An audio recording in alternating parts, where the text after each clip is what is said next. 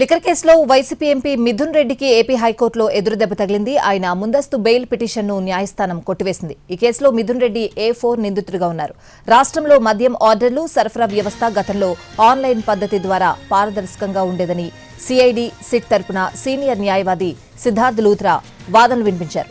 YCP ప్రభుత్వ హయాంలో దానిని మాన్యువల్ విధానంలోకి తీసుకురావడంలో ఎంపీ మిథున్ రెడ్డి కీలక పాత్ర పోషించారని, తద్వారా లావాదేవీలను తన నియంత్రణలోకి తీసుకున్నారని అన్నారు. మద్యం కుంభకోణం ద్వారా ఖజానాకు 3,500 కోట్ల నష్టం జరిగిందన్నారు. ఆ సొమ్మును మళ్లించడంలో మిథున్ రెడ్డి పాత్ర కీలకమని చెప్పారు.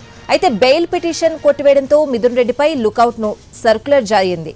విదేశాలకు వెళ్లకుండా సర్క్యులర్ జారీ చేసింది సిట్.